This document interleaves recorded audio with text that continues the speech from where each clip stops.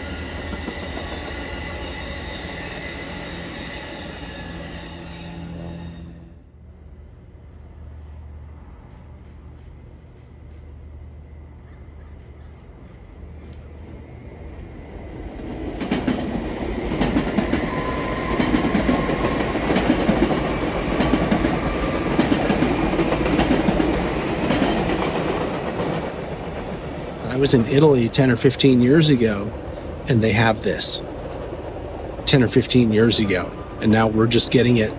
It's actually kind of embarrassing when you think about it, that I've been here in Silicon Valley, and this is our first real electric commutes. I mean, other than the Northeast Corridor, but I don't know, that's so far away that I wouldn't even count that. And I guess BART counts, but BART doesn't serve the South Bay at all. So anyway, it's a exciting time.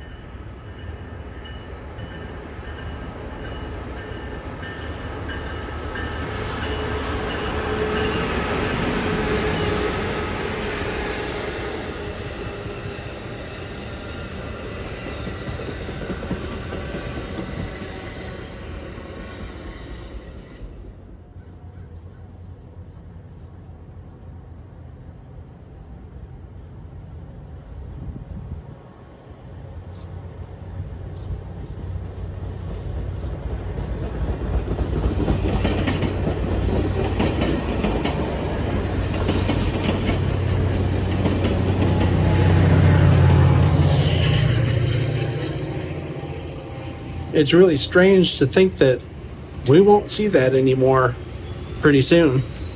Just no cab cars, at least not from Caltrain. It's weird to think, it's kind of surreal to think about how it's a transition era, like I've been saying.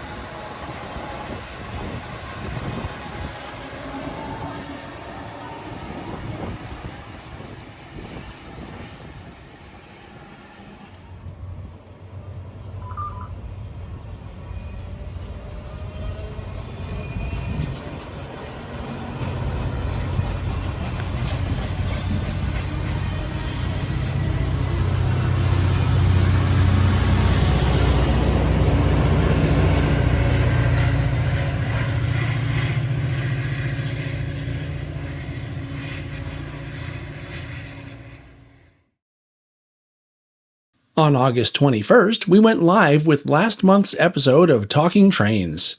Murph and I were joined by Lucas Woodward, who had recently returned home from his epic month-and-a-half-long U.S. train odyssey that took him across the entire length of this country by train, including a 2-week stretch at the Durango and Silverton. And of course, a day with yours truly. Lucas shared some great photos and insights, and it's definitely worth catching on the replay if you missed us live. Hi, we did something train-related today. We're out shooting a layout tour video of a really gorgeous N-scale layout owned by this guy over here, John Petrovitz. John, what would you tell people about your layout if you had 30 seconds in an elevator? Oh, I don't know. I don't know where to start, but I sure appreciate everybody looking in today. I had a lot of fun today, and really appreciate John coming over and sharing it with you. I think what he meant to say is he's really tired now, because I think we all are. So that was today's event.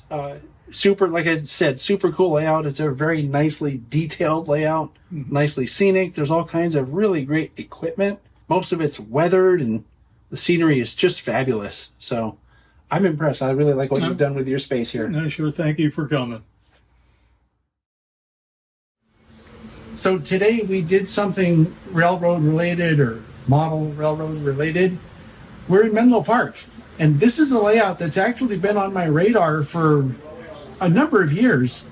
And I've seen this guy standing next to me at various, I guess, events for the past 6 years. This is Don Burch, and he's the president here currently, and we just finished filming the layout.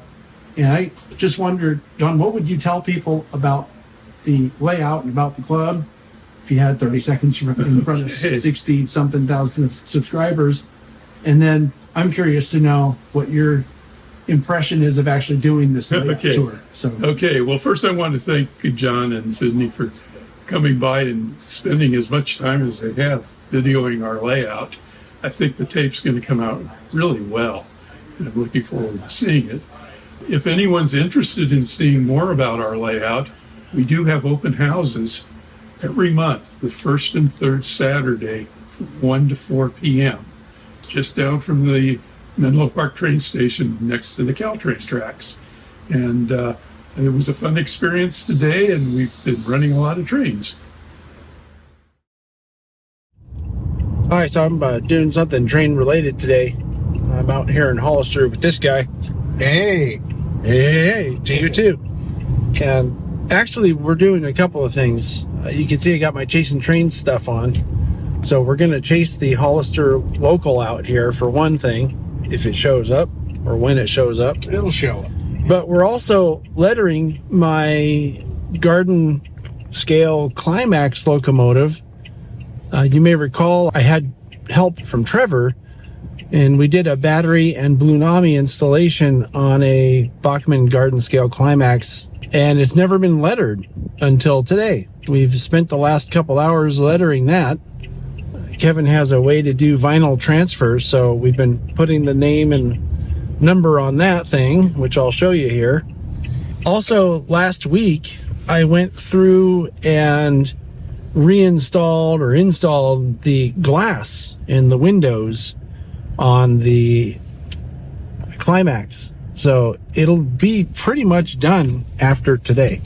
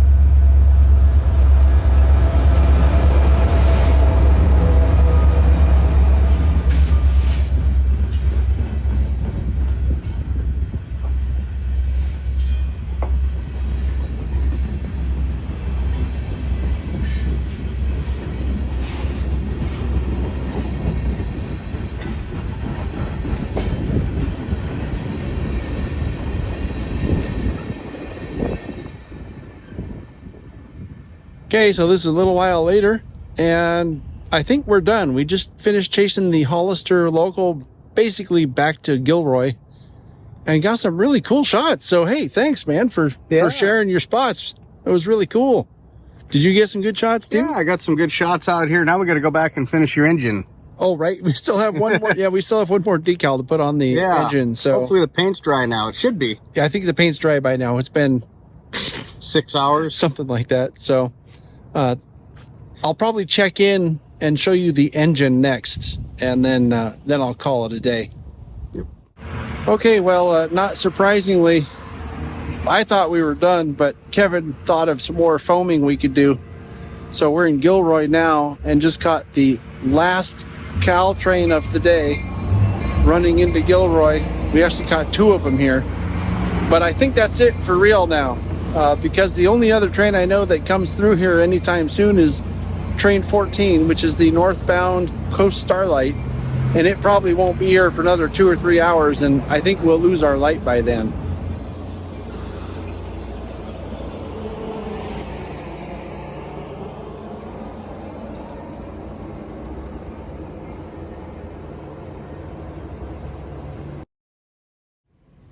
Hi, we're doing something train related today.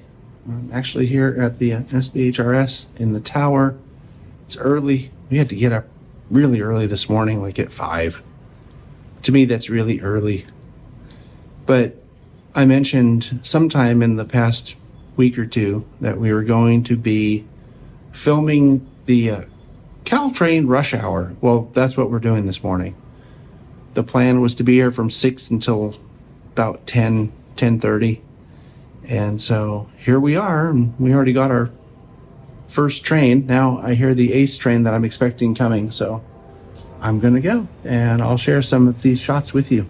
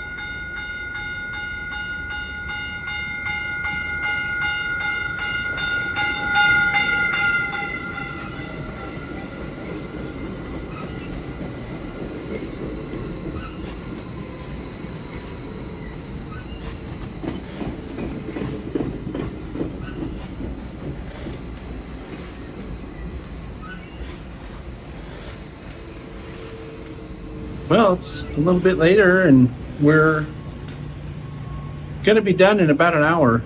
Caught all kinds of very interesting stuff today. Interesting if you like passenger trains, that is. Lots of Caltrain, some Capital Corridor trains, Ace trains. I think we have one more Ace train, and I think also that the Coast Starlight is on time today, so that will probably be the last train we catch here today, just a little bit after 10 o'clock.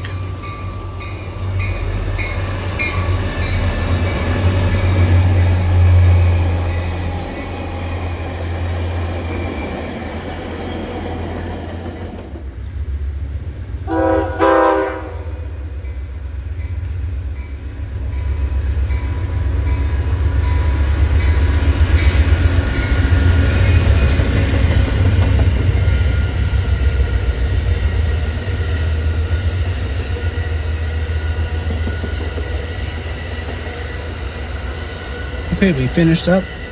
Tower's all locked up and we're ready to go. Actually got one extra train after the Coast Starlight came through. And the Coast Starlight had 2 of those Phase 7 P42s on it.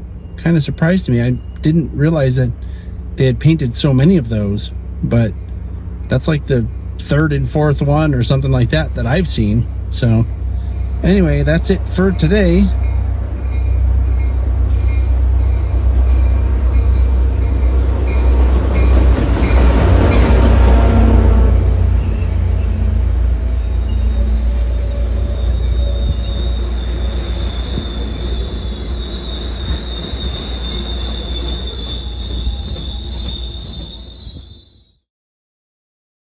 And now for this month's catches. Mitchell Stack sent in a bunch of photos from the famous Puffing Billy Railway this month. The first photo is of ex-South African Railways NGG-16 Garrett 129 on a light engine movement near Emerald. This shot shows ex-Victorian Railways K-Class number K153 disguised as K140 waiting to be positioned for people to inspect the footplate at the Newport Workshop Open Day. And here we see Climax 1694 at Menzies Creek on a twilight train. Here's a moody shot of number 4 on display in the mist at the Menzies Creek Museum. The final catch shows 12A and 8A sitting at the shed in Belgrave. Thanks so much for sharing, Mitchell. Between you and Lucas, I'm getting even more interested in going to Australia to see this Puffing Billy Railway for myself. If you have a catch you'd like to share, please send it to podcast@tsgmultimedia.com. Be sure you own the shots and tell us the whats, whens, and wheres of the shots you send in. In my area, our local commute service, Caltrain, is initiating full electric service starting on the weekend of September 21st. Various groups and municipalities that have Caltrain stations will be putting on celebrations all up and down the route. In addition to that, it's also Muni Heritage Weekend at the Market Street Railway in San Francisco. This is an event that I've been hearing about for years, and it has definitely been on my radar. I'm not sure we'll get out there this time, but it will happen at some point. Come to think about it, there are probably some great events happening everywhere, and I'm sure there's something going on wherever you live before the summer ends. So get out there and have some fun. That's it for now. Thank you so much for watching. Sign up on Patreon, and I'll see you next time.